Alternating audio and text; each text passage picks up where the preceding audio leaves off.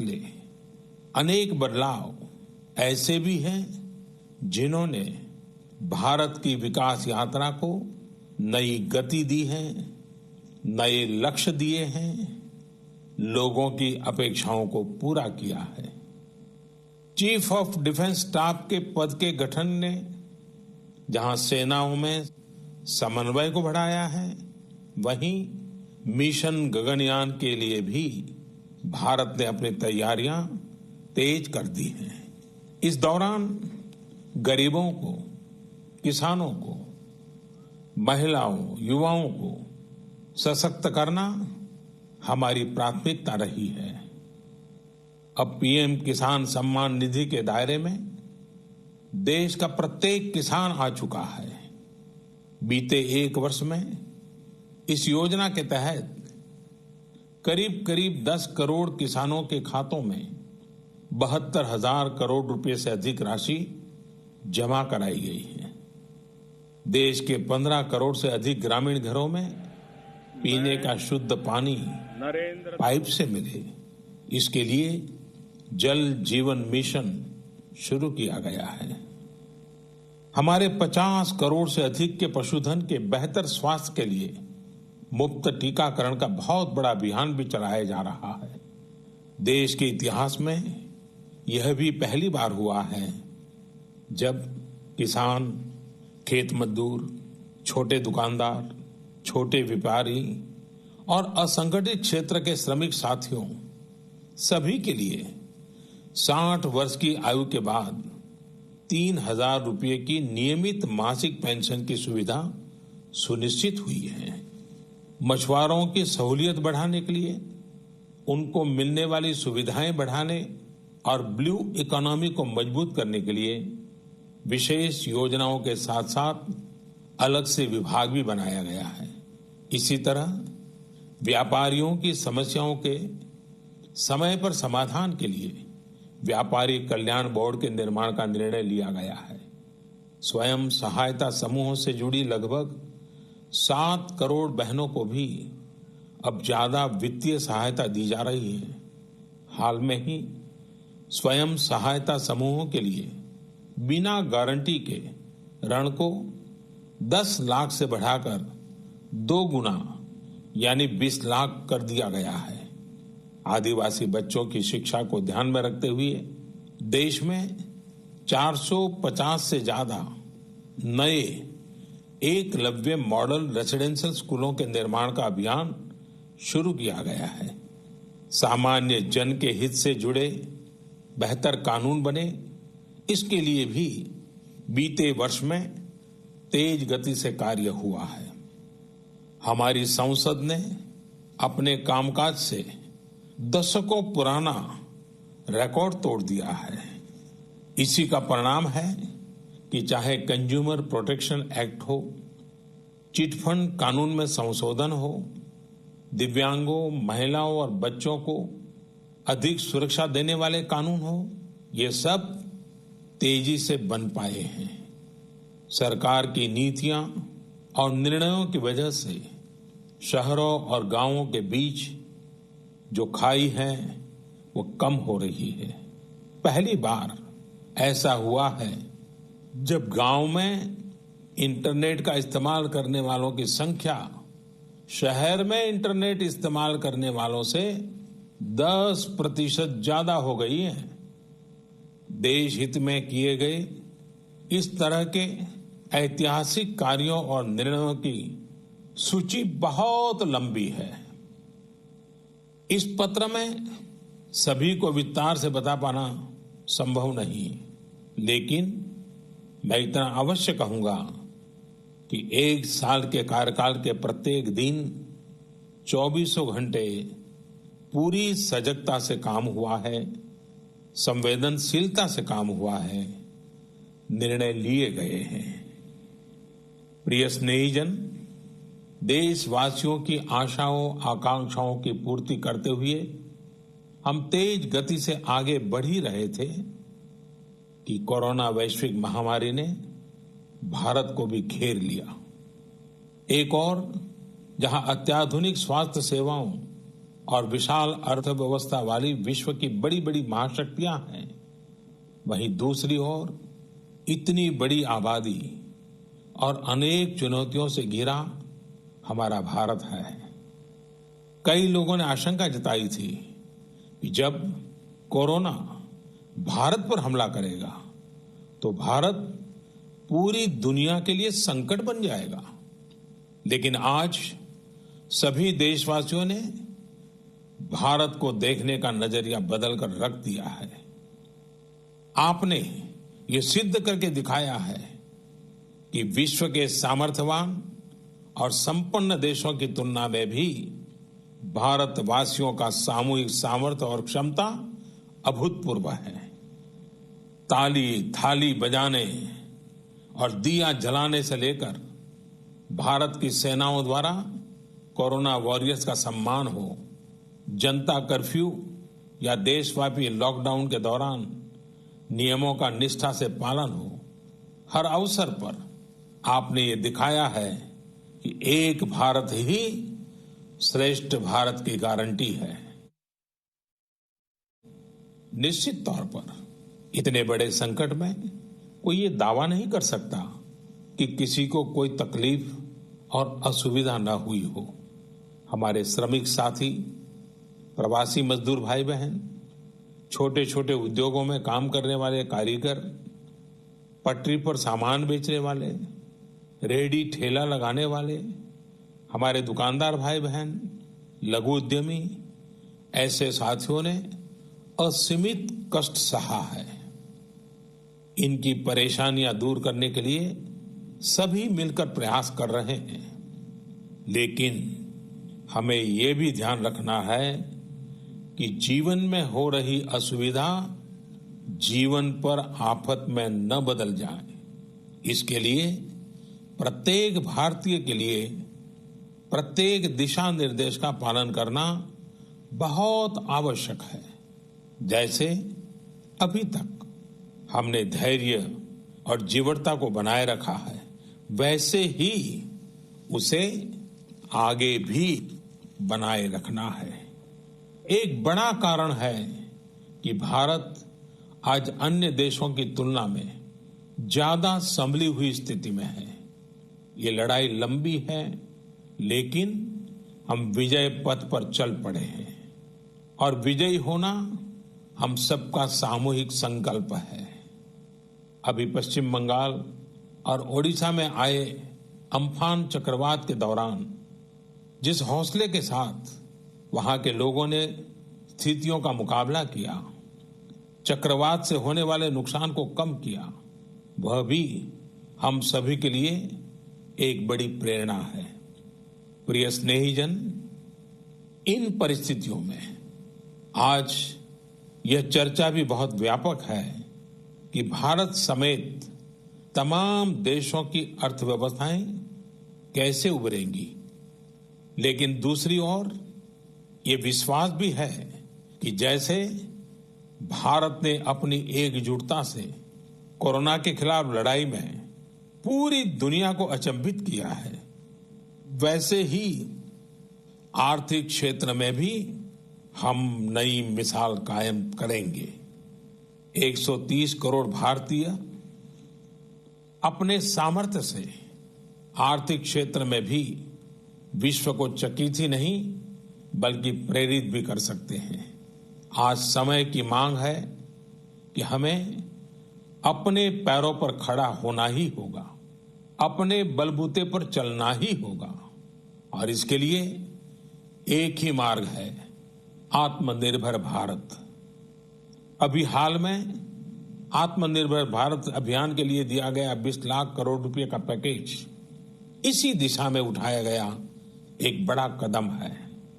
यह अभियान हर एक देशवासी के लिए, हमारे किसान, हमारे श्रमिक, हमारे लघु उद्यमी, हमारे स्टार्टअप से जुड़े नौजवान, सभी के लिए नए अवसरों का दौर लेकर आएगा। भारतीयों के पसीने से, परिश्रम से और उनकी प्रतिभा से बने लोकल उत्पादों के दम पर भारत आयात पर अपनी निर्भरता कम करेगा और आत्मनिर्भरता की ओर आगे बढ़ेगा। प्रिय स्नेहीजन, बीते 6 वर्षों की इस यात्रा में आपने निरंतर मुझ पर आशीर्वाद बनाए रखा है, अपना प्रेम बढ़ाया है। आपके आशीर्वाद की शक्ति से ही देश पिछले 1 साल में ऐतिहासिक निर्णयों और विकास की अभूतपूर्व गति के साथ आगे बढ़ा है। लेकिन फिर भी मुझे पता है कि अब भी बहुत कुछ करना बाकी है। देश के सामने चुनौतियां अनेक हैं, समस्याएं अनेक हैं। मैं दिन रात प्रयास कर रहा हूं। मुझ में कमी हो सकती है, लेकिन देश में कोई कमी नहीं है और इसलिए मेरा विश्वास स्वयं से ज्यादा आप पर है, आपकी शक्ति, आपके सामर्थ्य पर है। मेरे संकल्प की ऊर्जा आप ही है। आपका समर्थन, आपका आशीर्वाद, आपका स्नेह ही है। वैश्विक महामारी के कारण यह संकट की घड़ी तो है ही, लेकिन हम देशवासियों के लिए यह संकल्प की घड़ी भी है। हमें यह हमेशा याद रखना है कि 130 करोड़ भारतीयों का वर्तमान और भविष्य कोई आपदा या कोई विपत्ति तय नहीं कर सकती। हम अपना वर्तमान भी खुद तय करेंगे और अपना भविष्य भी। हम आगे बढ़ेंगे, हम प्रगति पथ पर दौड़ेंगे, हम विजयी होंगे। हमारे यहां कहा गया है, कृतम में दक्षिणे हस्ते जयो में सव्य आहिता, यानी हमारे एक हाथ में कर्म और कर्तव्य है तो दूसरे हाथ में सफलता सुनिश्चित है। देश की निरंतर सफलता की इसी कामना के साथ मैं आपको पुनः नमन करता हूं।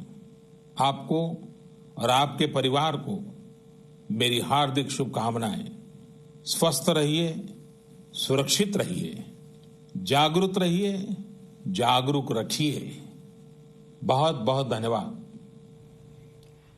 तो प्रधानमंत्री नरेंद्र मोदी का ये पत्र, अब आपने उनका ऑडियो मैसेज भी सुना कि किस तरह से उन्होंने क्या कुछ इसमें अहम कहा। बड़ी बातें क्या क्या रही इस लेटर की, इस चिट्ठी की, वो भी हम आपको बता देते हैं।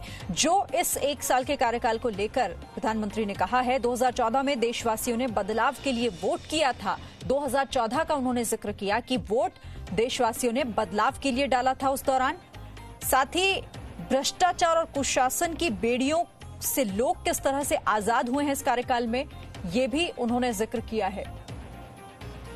तो तमाम वो महत्वपूर्ण बातें भी हम आपको बता रहे हैं प्रधानमंत्री नरेंद्र मोदी की इस चिट्ठी से जुड़ी हुई, चूंकि 1 साल दूसरे कार्यकाल का पूरा हो चुका है।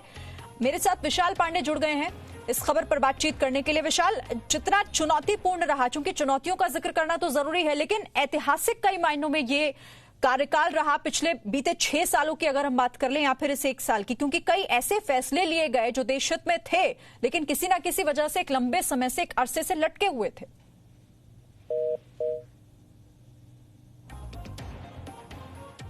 चलिए विशाल से हम आगे जुड़ेंगे। तो ये बड़ी बातें वो जिनका जिक्र यहां पर करना इसीलिए जरूरी हो जाता है क्योंकि 6 साल पूरे हो चुके हैं मोदी सरकार को, दूसरे कार्यकाल का पहला साल पूरा हो चुका है। जो फैसले लिए गए सरकार की तरफ से और जिस तरह से जनता ने उन फैसलों को सराहा, उसका जिक्र प्रधानमंत्री ने किया, धन्यवाद भी दिया जनता का। इसे लेकर उन्होंने कहा कि लगातार इस तरह से काम किया है और आगे भी करते रहेंगे, चाहे वो उन ऐतिहासिक फैसलों का जिक्र उन्होंने किया हो जिन्हें लेकर एक लंबे समय से इंतजार लोगों के जहन में था कि आखिर वो फैसले कब लिए जाएंगे। किसी न किसी वजह से राजनीतिक दलों की बाधाओं की वजह से रोके पड़े थे। वो तमाम बातें इस पत्र में कही गई प्रधानमंत्री नरेंद्र मोदी की तरफ से।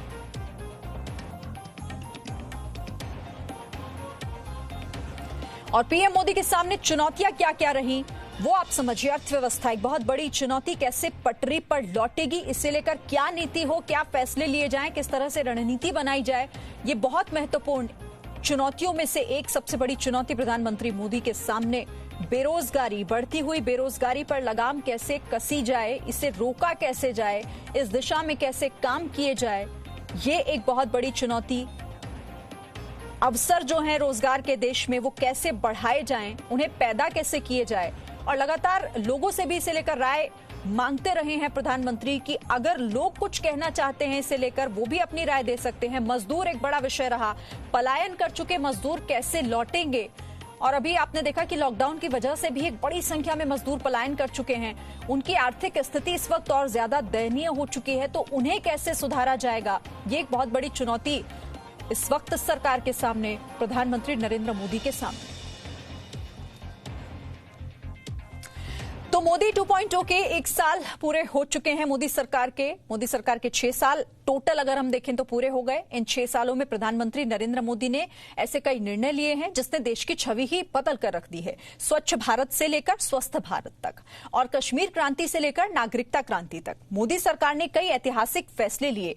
आपको बताते हैं प्रधानमंत्री नरेंद्र मोदी के 6 जो उन्होंने पिछले 6 सालों में लिए। शुरुआत मोदी सरकार 2 के फैसलों से करते हैं। जम्मू और कश्मीर आरक्षण अधिनियम 2004 और संशोधन करने वाले विधेयक को पुनर्स्थापित करने की परमिशन दी जाए। श्री राम जन्मभूमि तीर्थ क्षेत्र का गठन करने का प्रस्ताव पारित किया गया है। इस देश की अपनी जो बहनें हैं, उनकी गरिमा, उनकी समानता और उनको न्याय देने का बिल।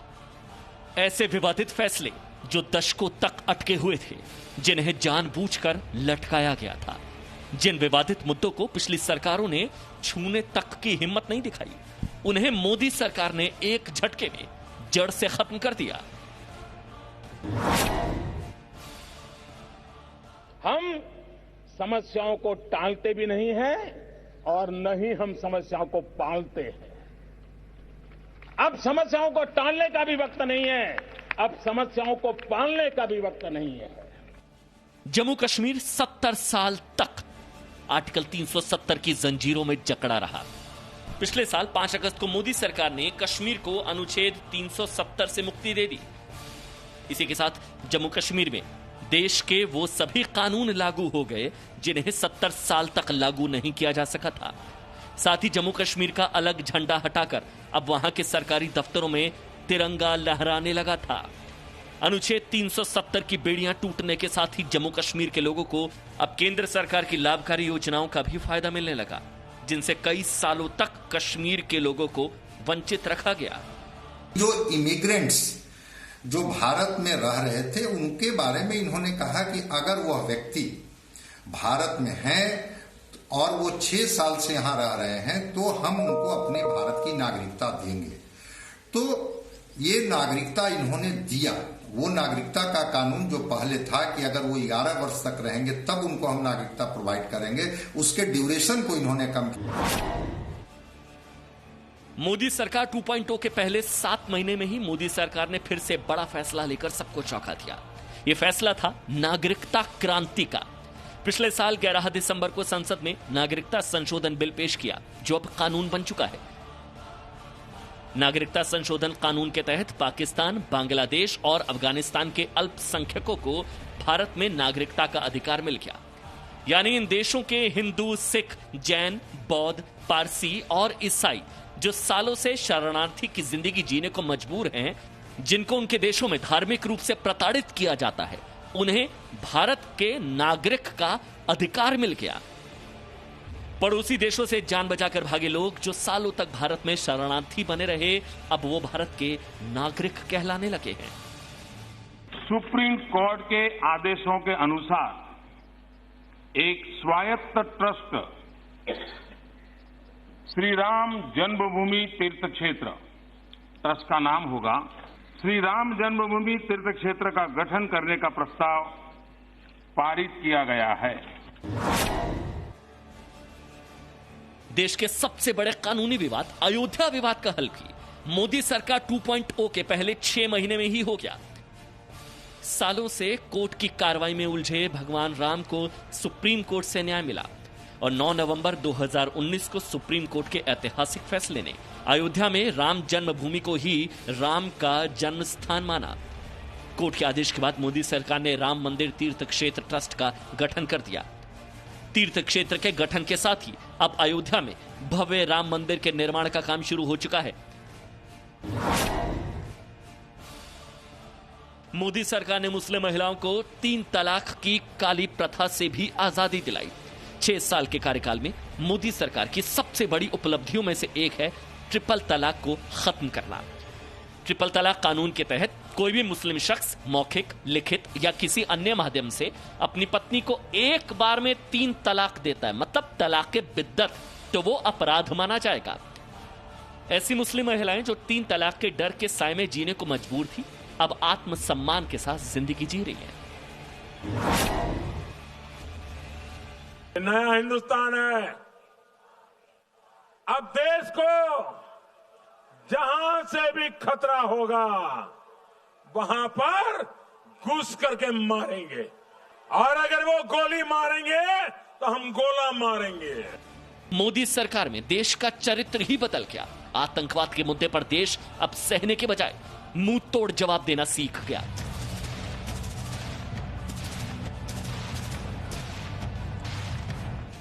2016 में पाकिस्तान में आतंकी अड्डों पर सर्जिकल स्ट्राइक इसका पहला उदाहरण था। इसके बाद 2019 में एयर स्ट्राइक करके एक बार फिर आतंकवाद के खिलाफ जीरो टॉलरेंस की नीति का संदेश आतंकियों और उनको पालने वाले देश को दिया। पिछले साल अक्टूबर में पीओके में लॉन्च पैड ध्वस्त करना भी जीरो टॉलरेंस का सबूत है। पिछले कुछ समय में जम्मू कश्मीर में आतंकवाद में आई कमी नए हिंदुस्तान की संकल्प शक्ति का प्रमाण है। उन्होंने पूरे विश्व में आतंकवाद के खिलाफ एक कैंपेन चलाने में बहुत ही खास भूमिका निभाई है। आज पूरे विश्व में इस बात का एहसास है कि आतंकवाद एक ग्लोबल प्रॉब्लम है जिसके लिए ग्लोबल सॉल्यूशंस की जरूरत है। प्रधानमंत्री मोदी जी ने भी इस दिशा में कुछ बहुत ही खास संदेश भी दिए हैं, जैसे कि उनका ये कहना है कि जहां हम आतंकवाद की बात करते हैं तो कोई गुड टेररिस्ट या बैड टेररिस्ट नहीं होता, टेररिस्ट ही होता है।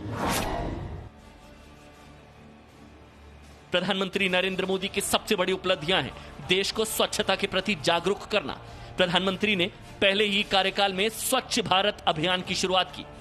पीएम मोदी ने देश, शहर, गांव को स्वच्छ करने के लिए बहुत बड़े स्तर पर मिशन चलाया। गांव में शौचालय बनवाए गए, शहरों को स्वच्छता की कसौटी पर परखा जाने लगा। अब हर शहर, गांव के लोग स्वच्छता की आदत अपना रहे हैं। प्रधानमंत्री नरेंद्र मोदी के लिए चुनौतियां खत्म नहीं हुई हैं, आगे और भी चुनौतियां हैं जिनसे अगले 4 साल में सरकार को मुकाबला करना है। ब्यूरो रिपोर्ट, जी मीडिया। और बड़ी खबर कुलगाम के वानपोरा इलाके से सुरक्षा बलों की आतंकवादियों से मुठभेड़, जिसमें 2 आतंकियों को मार गिराया गया है। भारी मात्रा में इनके पास से हथियार भी बरामद किए गए हैं। तो ये मुठभेड़ चल रही थी, सुबह से ही सुरक्षा बलों और आतंकवादियों के बीच फायरिंग लगातार हो रही थी और अब अपडेट ये मिल रहा है कि 2 आतंकियों को मार गिराया है हमारे सुरक्षा बलों ने। साथ ही यहाँ पर भारी मात्रा में हथियार भी बरामद किए गए हैं। तो इस इलाके में, जम्मू कश्मीर के कुलगाम के वानपोरा इलाके में आतंकियों के छिपे होने की खबर के बाद से ही ऑपरेशन शुरू कर दिया गया था। इस इलाके में 2 से 3 आतंकियों के छिपे होने की आशंका जताई जा रही थी। अब नया अपडेट वहां से ये मिल रहा है कि 2 आतंकियों को मार गिराया गया है। वानपोरा इलाके से इस वक्त की बड़ी खबर। खालिद मेरे साथ जुड़ गए। खालिद, पूरी जानकारी दे इस खबर पर। देखिए, आज सुबह जो मुठभेड़ शुरू हुई थी उसमें 2 मिलिटेंट्स के मारे जाने की पुलिस ने पुष्टि की है। अब सोर्स बता रहे हैं कि दोनों हिजबुल मुजाहिदीन के हैं, लेकिन अभी ऑफिशियली इसका कोई कंफर्मेशन नहीं आया है।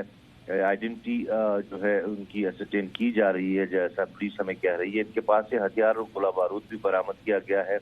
2 बंदूकें और कुछ गोले भी जो है बरामद किए गए हैं। दरअसल आज सुबह वी आवर्स में ये कोऑर्डिनेट सर्च ऑपरेशन जो है लॉन्च किया गया था और सुबह करीबन 7:30 साढ़े 6 बजे के करीब फायर फाइट शुरू हुआ था और उसके बाद भी 2 घंटे चली इस मुठभेड़ में दोनों मिलिटेंट्स को मार गिराया गया है। टिप ऑफ था कि 2 से 3 मिलिटेंट्स वहां पर छुपे हो सकते हैं, एक मकान में ये छुपे थे, लेकिन फिलहाल अभी भी तलाशी अभियान जो है जारी है कि क्या कोई और मिलिटेंट वहां छुपा तो नहीं है, और उसके अगर होता है तो उसको भी जो है न्यूट्रलाइज किया जाएगा। लेकिन एक निसंदेही बड़ी सफलता लगातार जिस तरह से हम ऑपरेशन देख रहे हैं, मिलिटेंट्स को मारा जा रहा है। 70 से ज्यादा हो गई है तादाद अब तक जो मिलिटेंट्स मारे गए हैं, और आज एक बार फिर क्लीन और सक्सेसफुल ऑपरेशन जो है सिक्योरिटी फोर्सेस ने अंजाम दिया। जी ठीक है, नजर रखिएगा खालिद। फिलहाल शुक्रिया आपका इस अपडेट के लिए। तो आतंकियों के पास से भारी मात्रा में हथियार भी यहां बरामद किए गए हैं और 2 आतंकियों को सुरक्षा बलों ने मार गिराया है। और इसी के साथ एक छोटा सा ब्रेक।